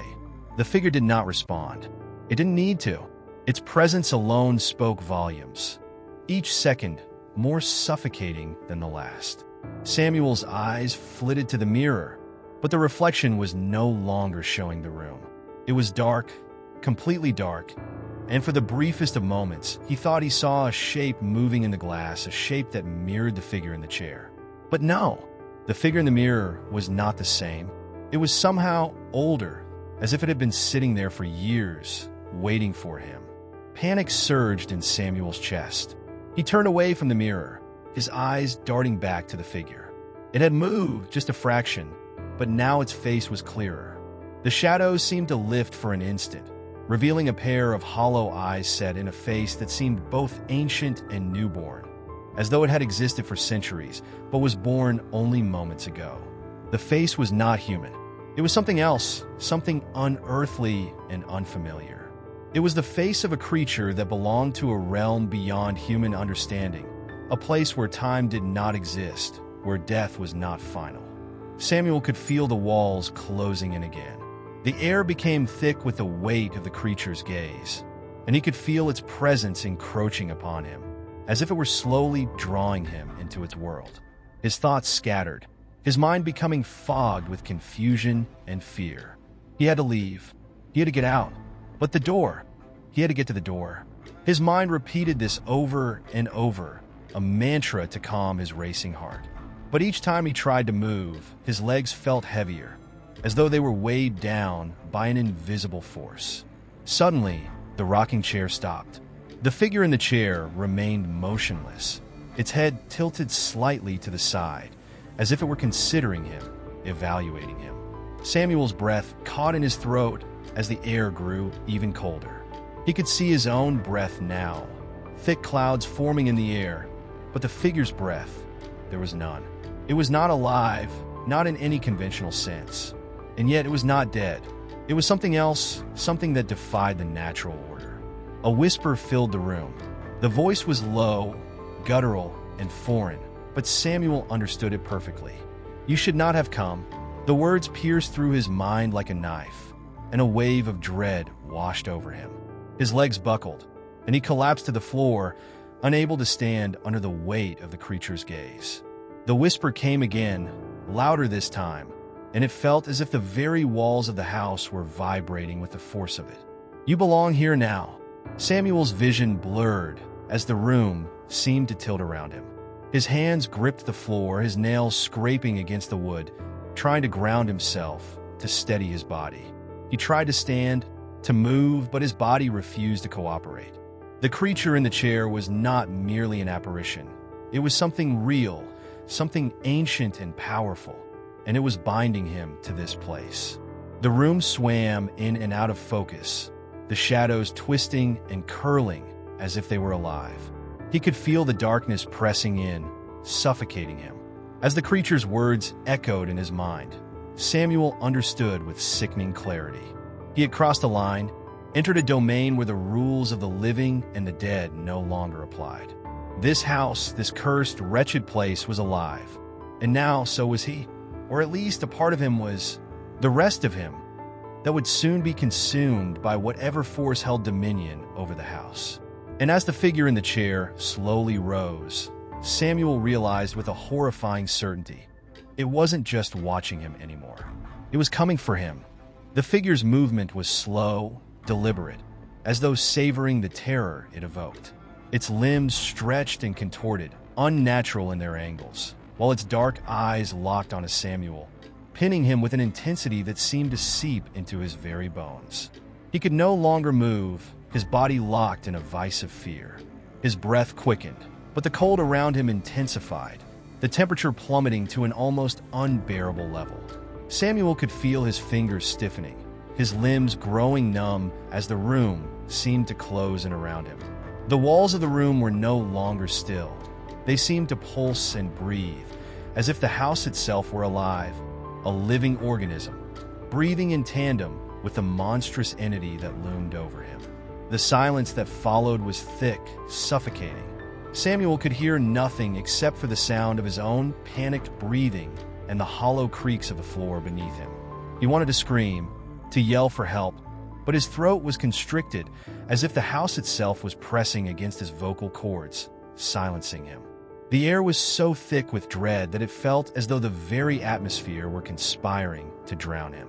And then there was the whisper. It was soft at first, barely audible, but it came from everywhere. The walls, the floor, the ceiling. Each surface seemed to hum with a voice, one that echoed in his mind, unsettling in its proximity. "You shouldn't be here." The whisper was not from the figure. No, this voice was different. It was older, more familiar, and as it echoed through his mind, he could feel the oppressive weight of it. Samuel's eyes darted around the room, searching for its source, but there was nothing. Nothing but the figure and the suffocating darkness. The voice came again, this time closer. "We are all trapped here. You are no exception."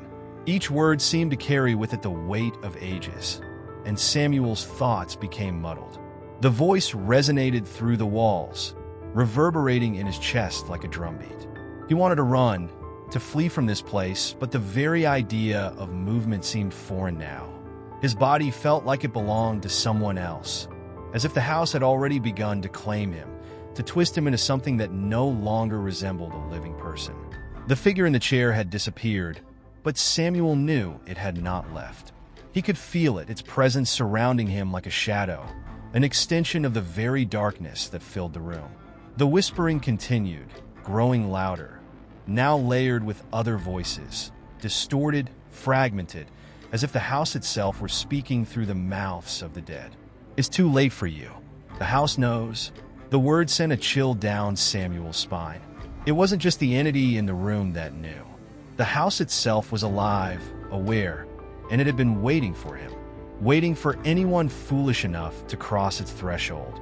His mind raced to understand, to grasp at any thread of logic in the madness that surrounded him. But the more he tried to think, the more disjointed his thoughts became. It was as if the walls themselves were pulling his sanity apart, each whispered phrase breaking down his sense of reality, piece by piece. The lights flickered overhead, and for a brief moment, Samuel could have sworn he saw faces in the walls. Faces twisted in agony, their eyes wide with fear, mouths open in silent screams. The walls were alive, and they were trying to communicate with him, trying to warn him. The faces blinked out as quickly as they appeared, swallowed by the darkness once more. Samuel's heart thudded painfully in his chest, his body trembling as the voices intensified. "They've been here far longer than you." The words were not just a warning, they were a threat. Samuel's mind grasped at the meaning, but the more he tried to understand, the more the house's influence warped his perception. The house had trapped others before him.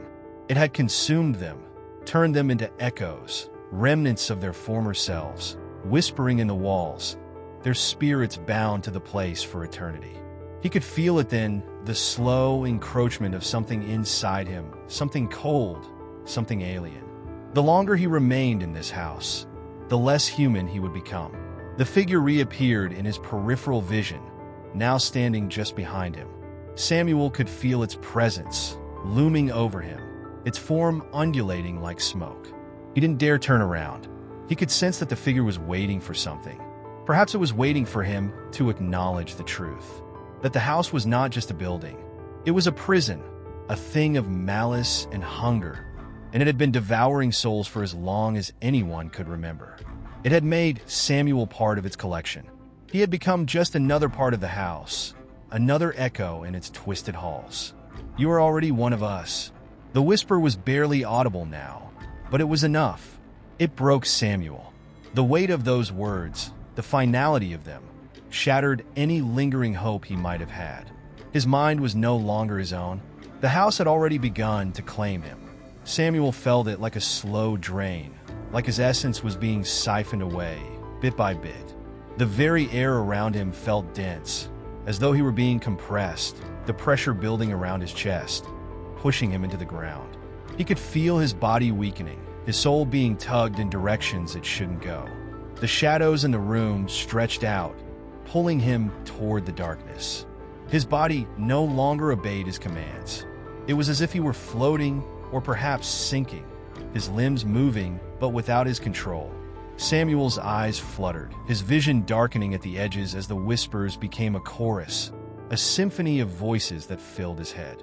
His body was no longer his own, and he knew, with a sickening certainty, that the house had taken him. And then, just as suddenly, everything went silent. The shadows receded. The figure was gone. The room was still. But Samuel knew it wasn't over. He had been marked, and the house was still waiting for him. Samuel's eyes slowly flickered open, his mind clouded and disoriented. The oppressive silence that had overtaken the room was now replaced with a peculiar, faint humming sound. It was like the house itself was alive, breathing with a rhythm of its own, its pulse echoing in his head. His body felt heavier than it had before, as though the very air around him was thickening, absorbing the remnants of his will. He tried to sit up, but his limbs were stiff, resistant. It took all his strength just to lift his head, and when he did, he found himself once again seated in the same chair, at the same dinner table. The haunting sensation of familiarity pressed against his chest, squeezing the breath from him.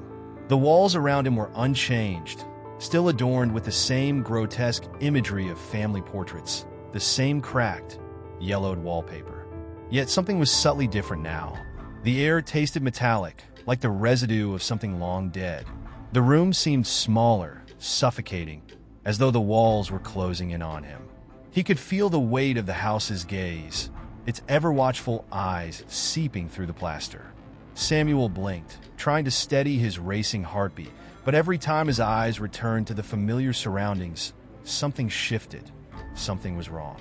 The table in front of him, once laden with a holiday feast, now appeared sparse. The dishes, empty and cracked, reflected a dull light that seemed to come from nowhere. The once vibrant Christmas tree, its lights dim and flickering, stood in the corner of the room like a sickly sentinel, its branches drooping as though mourning. But what struck Samuel most was the absence of voices. The usual cheer of a Christmas Eve dinner had vanished, replaced by a thick, suffocating silence that seemed to stretch endlessly. The once charming decorations on the table were now twisted mockeries of their former selves. Once lush garlands, now shriveled and blackened, the candles dripping a dark substance that looked far too much like blood. He rubbed his eyes, hoping to dispel the vision before him, but it didn't change. The house, it seemed, had a mind of its own now. Samuel could feel it pressing into his consciousness, its presence heavy, suffocating. The whispers from before had ceased, but the silence felt pregnant with anticipation, as if the house were waiting for something. The figure that had once loomed behind him, that malevolent entity, was no longer present. But Samuel could feel its absence like a void, an empty space that stretched out behind him, endless and gnawing. Samuel tried to stand, but was met with resistance. His body wasn't responding as it should. His limbs were sluggish, as though something invisible were holding him in place. Panic began to bubble up inside him, a primal instinct to flee, to escape whatever had trapped him in this accursed place. But his legs wouldn't move. He could hear his own ragged breath, feel his heart pounding in his chest. He was beginning to understand, on a visceral level, what it meant to be trapped, not just in a physical sense, but in a deeper, more fundamental way. The house itself was a prison, and he was its latest captive. The sound of footsteps echoed in the distance, slow and deliberate, growing nearer with each passing second. Samuel's breath caught in his throat. Was it the figure again? Was it another one of those haunting apparitions that had tormented him earlier? He glanced over his shoulder, eyes scanning the room. The door was still shut, the windows sealed tight with the same cracked curtains that had hung there since the night began. But the sound, no, it was coming from inside the walls. The walls. They were moving. Samuel's eyes widened as the realization hit him.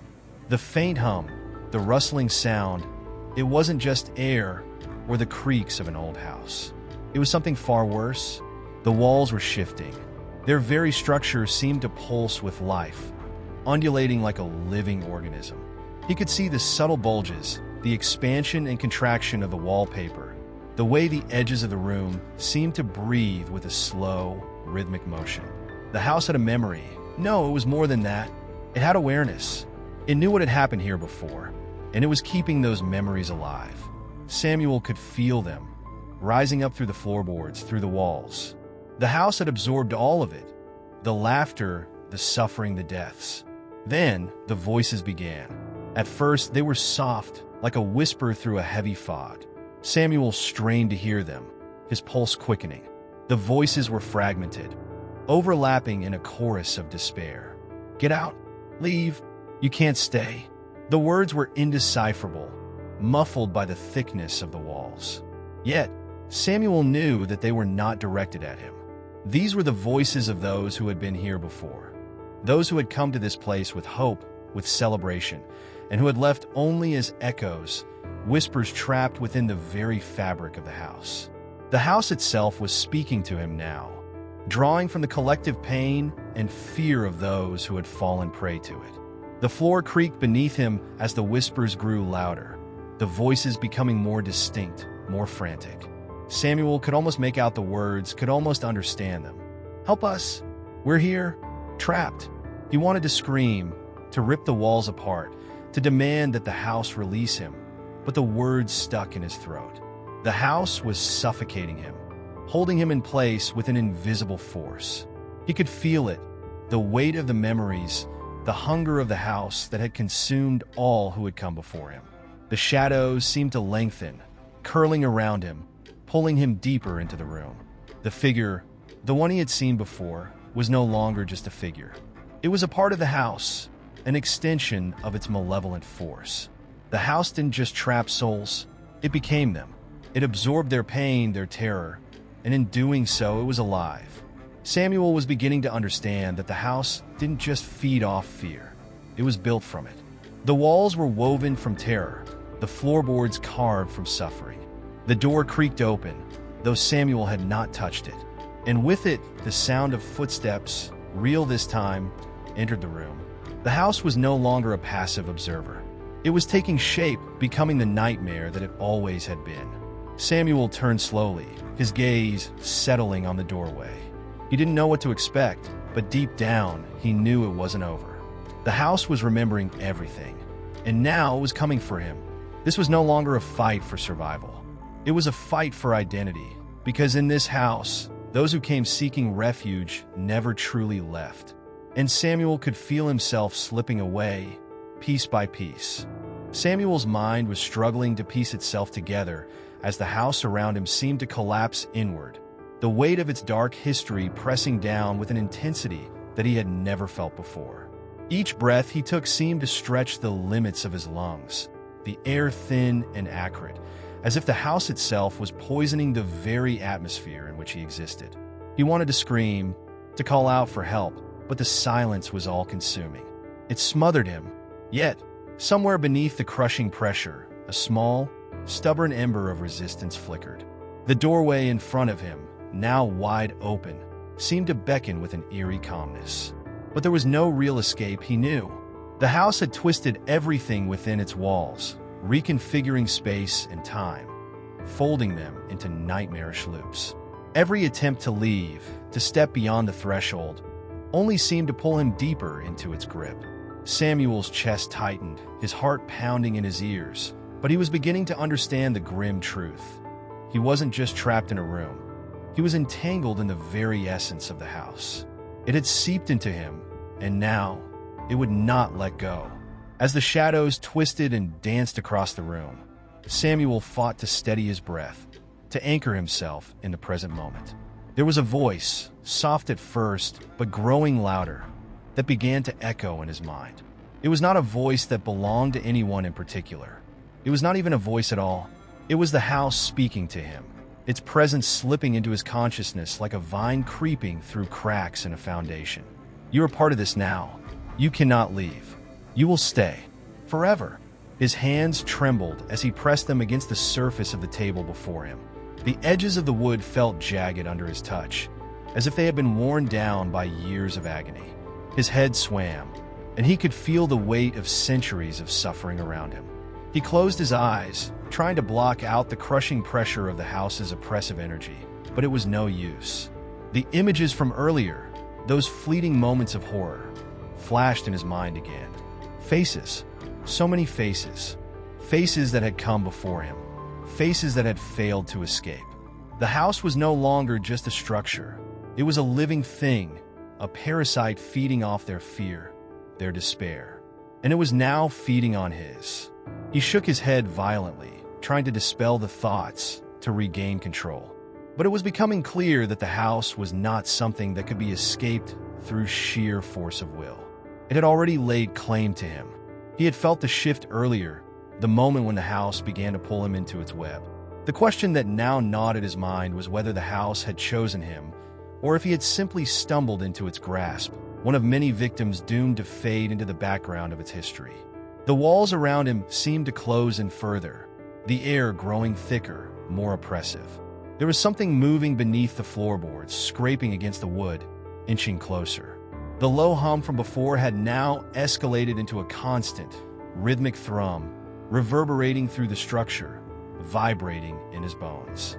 He couldn't tell if it was the house itself or something else, something living, tapping at the edges of his consciousness. Samuel stood, his knees weak and unsteady, his body protesting every movement. With trembling hands, he reached out toward the doorway. His fingers brushed against the frame, but before he could fully grasp it, the house reacted. The moment his skin made contact, a surge of energy shot through his arm, a shocking jolt that left his muscles spasming. He recoiled, his mind buzzing with the intensity of the connection. He could feel the house, not just in the air, but in his own flesh. It was inside him now, a parasite within his very cells, a presence he could not outrun. Samuel stumbled back, clutching his head as a wave of nausea hit him. He was overwhelmed, as if his mind were being pulled in multiple directions, each tugging at him with its own force. The house, with its centuries of memories, its endless, gnawing hunger, was trying to claim him. But he was fighting back, not with force or with escape, but with something much more fragile, his will. The smallest spark of resistance flickered in his mind. He wasn't just going to let the house have him, not without a fight. The lights above flickered, casting long, distorted shadows across the room. The house's pulse quickened, its energy intensifying. Samuel's thoughts were becoming harder to hold on to, his identity fraying at the edges. He could feel it. The house was trying to erase him, to make him part of its fabric, to bury him under its weight. But Samuel refused. He clung to the one thing he still had control over, his mind. He couldn't let it go, no matter how hard the house pushed. He would not become one of the voices in the walls, not one of the countless souls lost to the house's dark embrace. His legs wobbled, and for a moment, it felt as if the room itself were swaying, as though the house were alive, breathing around him. But Samuel pushed forward, his steps slow and deliberate, as he made his way toward the exit. He had to keep moving. He had to keep fighting, even if it felt like the odds were insurmountable. With each step, he felt the house's pull growing weaker, as though his determination, however small, was creating a crack in its seemingly indestructible walls. The door loomed ahead, tantalizingly close. Samuel could hear the low hum of the house intensifying once again, its warning growing louder in his mind. You can't leave. You belong here. Forever. But this time, Samuel's grip tightened around the doorframe. This time, he wasn't listening. He was going to make it out. He had to. His hands grasped the cold metal of the door handle, and with one final, desperate yank, he pulled it open. The world beyond was dark, stretching into infinity. There was no light, no sense of direction, no promise of escape. Just a vast, empty blackness. Samuel hesitated, his heart racing in his chest. But the house was behind him now, its presence more distant. And for the first time, he felt a sliver of hope. The fight wasn't over, but he had made a step towards something beyond the house's reach. The house, with all its dark power, could not take everything. He would find a way out. He had to.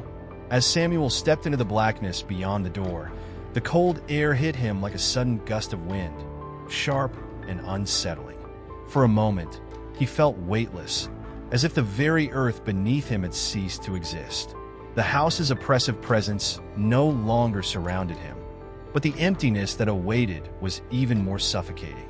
The door slammed shut behind him, sending a tremor through the air, and for the first time since entering the house, Samuel felt truly alone. But the silence was not comforting, it was deafening. The absence of sound weighed on him, pushing him forward in a desperate search for something, anything, that could offer him an answer.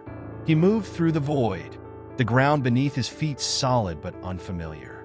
There was no light, no guide, only the lingering feeling of something watching him, waiting for him to make a mistake.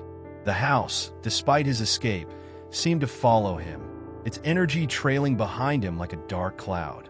Samuel could not shake the sense that it was not finished with him yet. The presence that had haunted every corner of that house was now a part of him, lodged in his mind like a parasite, feeding on his every thought. In the distance, he saw it, a faint glow like a flickering candle, barely enough to distinguish the shape of what lay ahead. It was not a beacon of hope, but a warning, a beacon drawing him deeper into whatever twisted reality the house had unleashed. Samuel hesitated, his breath shallow as his feet carried him towards it against his will. The glow grew brighter as he moved, revealing an eerie, spectral landscape, a vast, endless expanse of mirrors. It was a place he had never seen, yet it felt intimately familiar. The mirrors stretched out in all directions, their glassy surfaces reflecting distorted versions of himself. Every step Samuel took was met with hundreds of versions of his face staring back at him, their expressions twisted in anguish and despair. The reflections did not mirror his actions, instead moving on their own, some mocking him, others pleading for release. Samuel's heart hammered in his chest as he realized what this place was, the house's heart. The house had never been a mere structure. It was alive, a sentient being that fed on the emotions of those who dared enter it. And now, it had brought him to its core, where every fear, every regret, every emotion he had ever felt was stored, magnified, and turned into something more monstrous. Each reflection was a piece of him, but twisted, each version of himself screaming, pleading for escape, just as he had. In this place, Samuel could feel his sanity slipping away. The reflections were not merely physical. They were emotional, psychological projections, representing every moment of pain, fear, and suffering he had endured in his life. They were the ghosts of his past, each one a fragment of the person he had been, each one clawing to get out. It was as if the house had known him better than he knew himself. Every crack in his psyche had been exposed, every vulnerability laid bare. But there was something else in the mirrors, something more insidious. Among the many reflections, there was a single figure that stood apart, a woman, her face obscured by shadow. Samuel's heart stopped. He knew her. The memories surged, as they always did when she entered his thoughts, Elise. Her face, once a comforting image in his mind, now twisted into something unrecognizable. She was a part of the house now, a part of the mirror world, and she was calling to him, her silent lips moving in rhythm with the strange hum of the house, beckoning him closer. Elise had been the one to bring him here, though he had not known it at the time. She had been a part of the house long before Samuel ever set foot in it. She was one of the first souls to become entangled in the web of the house's power, and now she was a part of it, an unwilling guide through the hellish landscape he had stumbled into. As he stepped closer to her reflection, the other versions of himself began to react, writhing, reaching out, as if trying to pull him back. The reflection of Elise reached out as well, her hands pressed against the glass, as though she, too, was trapped. Samuel's mind screamed for him to turn away, to retreat back into the dark void where he had first emerged. But the house had anticipated this. There was no retreat. Every direction led him deeper into its grasp. The room around him began to distort, the mirrors shifting and swirling like a vortex, pulling him toward the center. His body moved against his will, dragged by an unseen force. Elise's reflection grew clearer, her eyes now locked onto his with a chilling intensity. She spoke, her voice barely a whisper. "You can't escape. Not now. Not ever." Samuel stumbled, his hands grasping at the floor for purchase, but the ground beneath him seemed to vanish, as though the house itself was swallowing him whole. The mirrors cracked, their shards falling away like raindrops, yet they continued to reflect him in their broken, distorted forms. He could hear them, his own voice, his own screams, echoing back at him. The reflections were not just of himself. They were the house that had devoured everything and everyone who had ever entered its doors. And then, as if the house had finally grown bored of his resistance, the ground gave way entirely. The mirrors shattered, and the world collapsed into darkness. Samuel fell, his body weightless as the house's relentless pull consumed him. There was no sound, no sensation, only an endless freefall into the abyss. He had been a part of the house all along, a mere cog in its machinery, a player in a game with no winner. And now, he had become one with the darkness, a reflection that would never be whole again. In the distance, a voice echoed through the void, a voice familiar, but distant.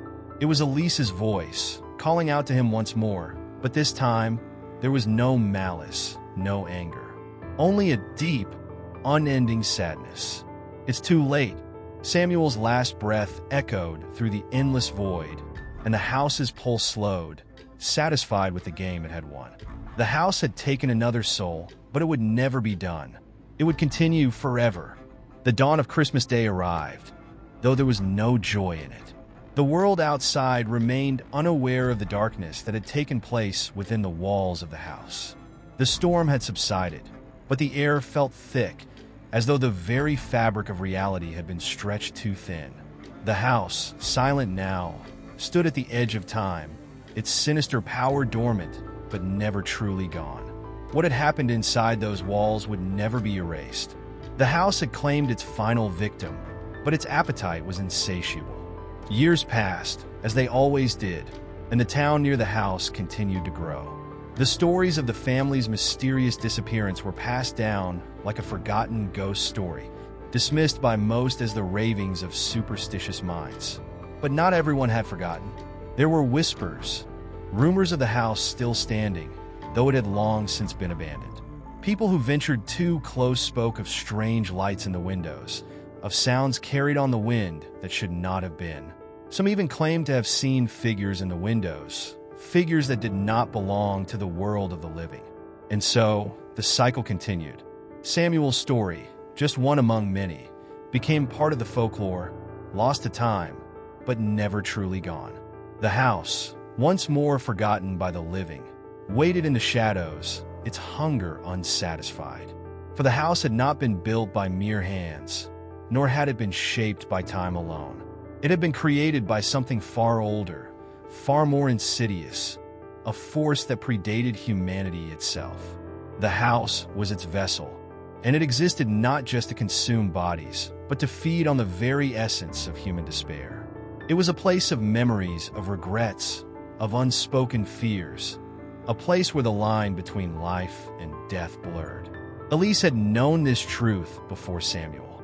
She had been drawn to the house not by chance, but by design. The house had chosen her long before she had ever set foot in it. Like all who had come before her, she had become a part of its twisted existence.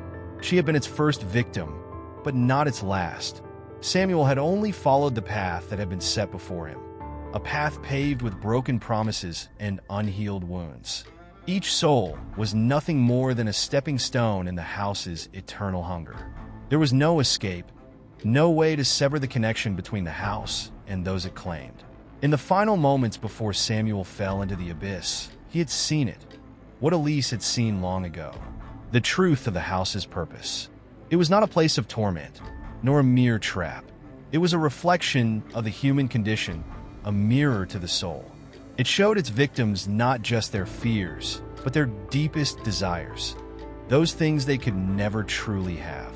Samuel had come searching for answers, but what he found was only his own reflection, twisted beyond recognition. He had fallen prey to his own longing, just as Elise had. And now, the cycle would begin again.